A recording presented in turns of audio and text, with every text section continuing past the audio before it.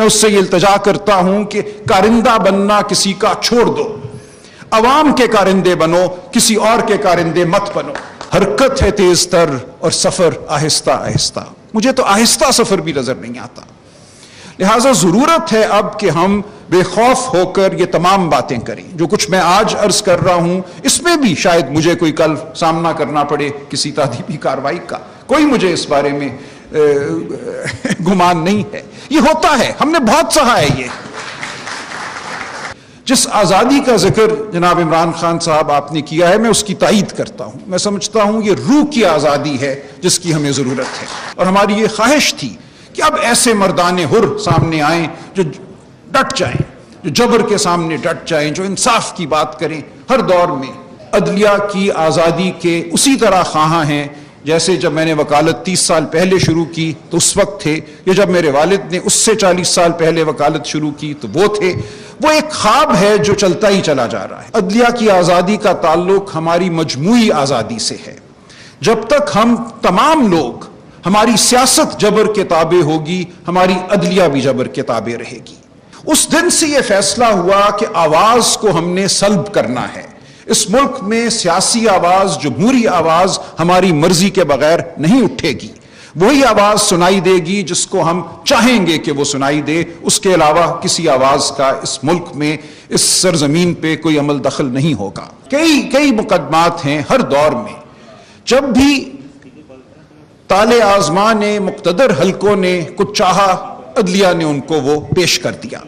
اس میں ضرور استثناء رہا، کچھ لوگ کھڑے ہوئے، کچھ لوگوں نے کہا کہ ہم یہ نہیں کریں گے، دست قاتل کو جھٹک دینے کی ایک روایت بھی ہمارے ہاں موجود ہے، لیکن وہ ایک اقلیتی روایت ہے۔ یہ ہمیں ماننا پڑے گا کہ ہماری اکثریت جو تاریخ ہے عدلیہ کی، اس نے جابر کا ساتھ دیا۔ بھٹو صاحب کا عدالتی قتل، اب ہم اس کو کہتے ہیں، برملا ہمارے سامنے ہے۔ اس فیصلے میں شامل ایک جج صاحب نے بعد میں جب اپنے میموائرز لکھے، اپنی یادداشتیں تحریر کی، تو برملا اس بات کا اظہار کیا کہ ان پر جبر تھا، اور جبر کے ماحول میں ان سے وہ فیصلہ لیا گیا جس کو آج ہم ایک برا فیصلہ کہتے ہیں، جس نے ہر سیاستدان کے لیے ایک تنبیہ کھڑی کی کہ یہ کرو گے، اس حد سے آگے بڑھو گے تو تمہیں کچل دیا جائے گا۔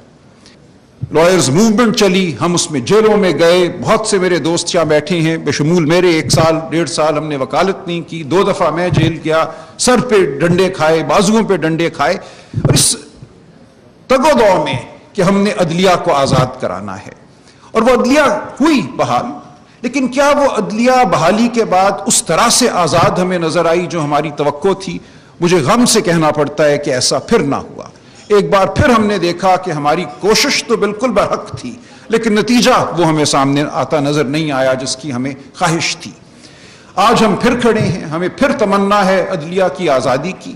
ہمارا آئین ہم نے 18ویں ترمیم کے ذریعے تبدیل کیا، اس میں ہم نے عدلیہ کو پھر آزاد کرنے کی کوشش کی۔ ہم نے کہا کہ پھر تعیناتی کا جو ذریعہ ہے وہ فرد واحد نہیں ہوگا، ایک جوڈیشل کمیشن ہوگا، ایک پارلیمانی کمیٹی ہوگی، اور ہماری یہ خواہش تھی کہ اب ایسے مردان حر سامنے آئیں جو ڈٹ جائیں، جو جبر کے سامنے ڈٹ جائیں، جو انصاف کی بات کریں ہر دور میں اور ہر مرحلے پر۔ لیکن کیا ہم نے یہ حاصل کر لیا؟ مجھ سے اگر آپ سوال کریں تو میں کہوں گا کہ بہت قابل احترام جج صاحبان یقیناً ہماری عدلیہ میں موجود ہیں، لیکن عدلیہ کا مجموعی جو رول رہا ہے وہ کوئی بہت یکسر تبدیل نہیں ہوا۔ ہم آج بھی عدلیہ کی آزادی کے اسی طرح خواہاں ہیں جیسے جب میں نے وکالت 30 سال پہلے شروع کی تو اس وقت تھے، یا جب میرے والد نے اس سے 40 سال پہلے وکالت شروع کی تو وہ تھے۔ وہ ایک خواب ہے جو چلتا ہی چلا جا رہا ہے، اور یہ ہمیں سوچنے پہ مجبور کرتا ہے کہ کیا وجہ ہے کہ اس تمام تگ و دو کے باوجود ہمیں وہ آزادی، عدلیہ کی وہ آزادی نظر نہیں آتی، میسر نہیں ہوتی جس کے ہم طلبگار ہیں۔ اور مجھے یہ کہنا پڑتا ہے کہ عدلیہ کی آزادی کا تعلق صرف عدلیہ سے نہیں ہے، عدلیہ کی آزادی کا تعلق ہماری مجموعی آزادی سے ہے۔ جب تک ہم تمام لوگ، ہماری سیاست جبر کے تابع ہوگی، ہماری عدلیہ بھی جبر کے تابع رہے گی۔ جس آزادی کا ذکر جناب عمران خان صاحب آپ نے کیا ہے میں اس کی تائید کرتا ہوں۔ میں سمجھتا ہوں یہ روح کی آزادی ہے جس کی ہمیں ضرورت ہے۔ جب تک روح آزاد نہیں ہوتی، کاغذ پہ آئین میں شکیں لکھ دینے سے، آئین میں ترمیم کر دینے سے آزادی حاصل نہیں ہوتی۔ اور روح کب آزاد ہوتی ہے؟ یہ ایک بہت بڑا سوال ہے۔ روح تب آزاد ہوتی ہے جب وہ خوف سے آگے بڑھ جاتی ہے۔ مختلف خوف ہیں جو ہمیں لاحق رہتے ہیں، اندیشہ ہائے فردہ، اندیشہ ہائے زود و زیاں، یہ خوش ہو جائے گا، وہ ناراض ہو جائے گا، مجھے یہ عہدہ مل جائے گا، میں یہاں خاموش ہو جاؤں تو میں فلاں جگہ ترقی پا جاؤں گا، میرا مقدمہ ٹھیک ہو جائے گا۔ یہ تمام خوف ہیں، یہ تمام لالچیں ہیں جن کو لے کر ہم اپنی زندگیاں بسر کرتے ہیں بطور وکیل اور بطور شہری۔ لیکن جب تک ہم اس خوف سے آگے نہیں بڑھیں گے، میری نظر میں ہم نہ بطور شہری آزاد ہوں گے، نہ بطور جج آزاد ہوں گے۔ لہٰذا یہ خوف ہے جس کو ہم نے عبور کرنا ہے۔ جب تک ہم اس خوف کو عبور نہیں کریں گے، اس وقت ہمیں اس قسم کی آزادی حاصل نہیں ہوگی۔ کاغذ پر آپ جتنی مرضی آزادیاں لکھ دیجئے، جتنی مرضی شکیں آپ آئین میں ڈال دیجئے، ہم آزاد نہیں ہوں گے۔ اور آزادی کب میسر ہوتی ہے؟ پھر یہ سوچنے کا ایک مرحلہ ہے۔ ایک تو ذاتی آزادی ہے کہ میں ڈٹ جاؤں، میری روح میں بالیدگی ہو، میرے اندر کوئی بڑے نصب العین کو حاصل کرنے کا جذبہ ہو اور میں اس جذبے کے لیے جھک جاؤں اور میں کہوں کہ ایسا نہیں ہے کہ مجھے عشق کی آگ اندھیر ہے، میرے اندر ہے عشق، میرے اندر ہے خودی، میں حاصل کرنا چاہتا ہوں ایک بڑا نصب العین۔ یہ تو ایک ذاتی میری خودی کا ایک مظہر ہو سکتی ہے۔ لیکن ہمارا جو نظام ہے اس پہ بھی تو ایک جبر کا سایہ ہے، اور شروع دن سے وہ جبر کا سایہ ہے۔ ہم دیکھتے ہیں ایک سن 49 میں 1949 میں پہلی ہماری کنسٹیچوئنٹ اسمبلی کے تمام ممبران کے خلاف انکوائریاں تھی کرپشن کی۔ یہ ایک حربہ ہے جو ہم نے شروع دن سے اپنایا۔ ایسا نہیں ہے کہ کرپشن نہیں ہے، لیکن آپ پروڈا کا قانون دیکھیں 1949 میں آتا ہے، اور اس کا پریمبل یہ ہے کہ whereas there is rampant corruption in Pakistan among the political classes، اس دن سے یہ فیصلہ ہوا کہ آواز کو ہم نے سلب کرنا ہے۔ اس ملک میں سیاسی آواز، جمہوری آواز ہماری مرضی کے بغیر نہیں اٹھے گی۔ وہی آواز سنائی دے گی جس کو ہم چاہیں گے کہ وہ سنائی دے، اس کے علاوہ کسی آواز کا اس ملک میں، اس سرزمین پہ کوئی عمل دخل نہیں ہوگا۔ اس کے بعد تمیز الدین کیس کا میں نے ذکر کیا۔ ہم 60 کی دہائی دیکھتے ہیں، ایوب خان صاحب کا زمانہ، بہت ترقی ہوئی، بہت اچھی باتیں بھی تھی، لیکن یہ وہی دور ہے جس میں محترمہ فاطمہ جناح کو انڈین ایجنٹ کہا گیا، غدار کہا گیا۔ اس کے بعد ہم دیکھتے ہیں جب ثانیہ مشرقی پاکستان ہو جاتا ہے، وہ شخص جو محترمہ کا پولنگ ایجنٹ تھا، ان کا دست راست تھا شیخ مجیب، وہ اب ہمیں غدار کی شکل میں نظر آتا ہے، ہمیں پیش کیا جاتا ہے۔ وہاں سے ہم آگے بڑھتے ہیں، ایک جمہوری دور آتا ہے، بھٹو صاحب کا دور۔ لیکن کیا کیا جاتا ہے بھٹو صاحب کے ساتھ؟ مارشل لا، اور اس کے بعد ایک عدالتی قتل۔ جس آواز کو جمہوری طریقے سے دبایا نہیں جا سکا، اس کو جبر کے ذریعے دبایا گیا، اور ہر دور میں عدلیہ نے ساتھ دیا۔ وہ مارشل لا کی قبولیت ہو، وہ اس کے بعد اسمبلی کی تحلیل کا معاملہ ہو، وہ کسی پارٹی کو تحلیل کرنے کا معاملہ ہو۔ نیشنل عوامی پارٹی کو سن 75 میں تحلیل کیا گیا۔ آج پھر وہ گونج میں سن رہا ہوں، ان مقدموں کو نکالا جا رہا ہے، جھاڑا جا رہا ہے کہ کیا ہوا تھا۔ شاید دوستوں کو یاد نہ ہو، سن 75 میں جب نیشنل عوامی پارٹی کو تحلیل کیا گیا تو ایک جج صاحب تھے ہمارے، جو اس وقت لا سیکرٹری تھے بطور ہائی کورٹ کے جج کے، انہوں نے نیشنل عوامی پارٹی کے خلاف ریفرنس تیار کیا۔ وہ ریفرنس سپریم کورٹ میں دائر ہوا، ان کو فی الفور سپریم کورٹ کا جج بنایا گیا، اور اس ریفرنس کو سننے کے لیے آ کے وہ بینچ میں بیٹھ گئے۔ اور ولی خان صاحب نے عدالت میں آ کے کہا کہ صاحب یہ تو آپ کا بنایا ہوا ریفرنس ہے، اپنے ریفرنس کا آپ فیصلہ کریں گے کہ یہ میں نے ٹھیک بنایا کہ نہیں، تو برائے مہربانی کوئی بڑا بینچ تشکیل دے دیا جائے، بینچ کو تبدیل کر دیا جائے۔ وہ نہیں ہوا، پارٹی تحلیل ہو گئی۔ یہ ہماری روایت کا حصہ ہے، ہمیں اس روایت کو بھولنا نہیں ہے، اس کو ہمیں برا کہنا ہے، ہمیں یاد دہانی کراتے رہنا ہے کہ ہم ماضی کو بھولے نہیں ہیں۔ اس کے بعد ہم دیکھتے ہیں 80 کی دہائی میں جو ہوا، مارشل لا کا دور تھا، اس میں بہت سے ججوں کو فارغ کیا گیا جن کے حوالے سے اعتبار نہیں تھا کہ یہ ہاں میں ہاں ملائیں گے۔ اس کے بعد جو بچی کچی عدلیہ رہ گئی، اس نے بھی ایک بڑا باکمال فیصلہ دیا جو میں سمجھتا ہوں ہمارے لیے آج بھی مشعل راہ ہے۔ سن 88 میں اس وقت کے مارشل لا ڈکٹیٹر یہ چاہتے تھے کہ ایک سیاسی جماعت، ملک کی بڑی سیاسی جماعت پیپلز پارٹی کو الیکشنوں سے باہر کر دیا جائے۔ ایک قانون بنایا گیا جس کے تحت یہ ضروری قرار دیا گیا کہ پارٹیاں جو ہیں اپنے قوائف جمع کرائیں گی اور پھر الیکشن کمیشن فیصلہ کرے گا کہ کون سی پارٹی جو ہے وہ اس قابل ہے کہ اس کو الیکشن میں حصہ لینے دیا جائے، اس کی رجسٹریشن کی جائے یا نہ کی جائے۔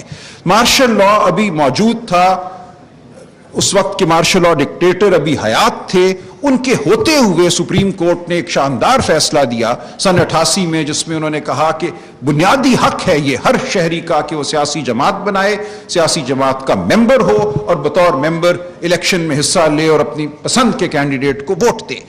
اس فیصلے کو Benazir Bhutto versus the federation 1988 supreme court, میں سمجھتا ہوں پاکستان کی تاریخ کا میری نظر میں وہ اہم ترین فیصلہ ہے۔ اس نے بہت سے حقوق کو نہ صرف یاد کرایا ہمیں بلکہ عملی طور پہ موقع دیا کہ ان حقوق پر عمل کیا جا سکے۔ اس کے بعد الیکشن ہوا اور ایک جمہوری عمل کا۔ آج ہمیں پھر خوف ہے کہ عوام کی آواز کو سلب کیا جائے گا، عوام کے حقیقی نمائندوں کو آگے نہیں آنے دیا جائے گا، سیاست کے ساتھ ساتھ صحافت کا گلا گھونٹا جائے گا۔ تمام وہ اندیشے جو اس وقت تھے وہ آج پھر ہمارے سامنے کھڑے ہیں۔ میری اپنی وکالتی زندگی کے 30 سالوں میں میں نے پیش رفت ہوتے نہیں دیکھی۔ منیر نیازی نے کہیں کہا تھا، منیر اس ملک پہ کوئی آسیب ہے یا کیا ہے؟ حرکت ہے تیز تر اور سفر آہستہ آہستہ۔ مجھے تو آہستہ سفر بھی نظر نہیں آتا۔ لہٰذا ضرورت ہے اب کہ ہم بے خوف ہو کر یہ تمام باتیں کریں۔ جو کچھ میں آج عرض کر رہا ہوں اس میں بھی شاید مجھے کوئی کل سامنا کرنا پڑے کسی تعدیبی کارروائی کا، کوئی مجھے اس بارے میں گمان نہیں ہے۔ یہ ہوتا ہے، ہم نے بہت سہا ہے یہ۔ دیکھیں 2007 میں جب NRO آیا، میں آپ کو بتاؤں میں نسبتاً کم عمر وکیل تھا، مجھے ایسا لگا میرے تن بدن میں آگ لگ گئی، مجھے لگا کہ جیسے کسی نے میرے پیٹ میں گھوسا مار دیا ہے۔ اور میں بیٹھ کر میں نے ایک پٹیشن بنائی، اس کو میں اپنے نام سے یا اپنے کسی جونیئر کے نام سے عدالت میں دائر کرنا چاہتا تھا، لیکن قدرت کے اپنے کام ہوتے ہیں۔ اچانک ڈاکٹر مبشر حسن صاحب کا مجھے فون آیا، سلمان میری عمر اب 90 سال ہونے کو ہے، ایسا کالا قانون میں نے اپنی زندگی میں نہیں دیکھا، ہم نے انگریز کا بھی سامنا کیا تھا، یہ کیا کیا انہوں نے، میں مقدمہ دائر کرنا چاہتا ہوں۔ میں نے کہا پٹیشن تیار ہے، بسم اللہ آئیے آپ کا نام لکھتے ہیں اور اس کو ہم دائر کرتے ہیں، اور وہ ہم نے دائر کی۔ آج تک مجھے یاد ہے یہ دن تھا 9 اکتوبر 2007۔ ایک فل بینچ کے سامنے معاملہ لگا، ہم نے بحث کی، انہوں نے ایک آرڈر بھی پاس کر دیا، اس کے بعد بہت ہم پہ تنقید ہوئی۔ اگلی تاریخ 5 نومبر 2007 سپریم کورٹ میں رکھی گئی۔ 4 نومبر کو میں گرفتار ہو جاتا ہوں۔ 4 نومبر اور 5 نومبر کی درمیانی رات ماڈل ٹاؤن تھانے میں بیٹھا میں یہ سوچ رہا تھا کہ صبح جو میں نے فل کورٹ کے سامنے مقدمہ آرگیو کرنا تھا اس کا کیا ہوگا۔ 3 نومبر کی ایمرجنسی لگ چکی تھی، 2 ہفتے کے بعد بیل ہوتی ہے، باہر نکلتا ہوں، پھر پولیس میرے گھر آتی ہے چھاپا مارنے اور میں دیوار پھلانگ کے بھاگتا ہوں، اور 2 ہفتے پھر میں غائب رہتا ہوں۔ تو ہم نے یہ سب کچھ کیا اس لیے کہ قانون کی کہیں اصلاح ہو جائے، ہماری جو روح ہے وہ جاگ اٹھے، ہم خوف سے بیدار ہو جائیں، اور وہ تگ و دو آج بھی جاری ہے۔ لہٰذا جب ہم بات کرتے ہیں عدلیہ کی آزادی کی تو ہم بات کر رہے ہیں اس ملک اور اس قوم کی آزادی کی۔ یہ صرف کسی قانون کو بدلنے سے، آئین کو بدلنے سے آزادی ہمیں حاصل نہیں ہوگی، یہ ایک سیاسی جد و جہد کا نتیجہ ہوگی، یہ اس عزم کا نتیجہ ہوگی جو نہیں مانتا جبر کو۔ جب تک یہ عزم ہماری قوم میں عام نہیں ہوگا، اور میں اپنے تمام قائدین کو آج یہ مخاطب کر کے کہتا ہوں، التجا کرتا ہوں آپ سے بالخصوص، لیکن جو بھی سنے میں اس سے یہ التجا کرتا ہوں کہ کارندہ بننا کسی کا چھوڑ دو، عوام کے کارندے بنو، کسی اور کے کارندے مت بنو۔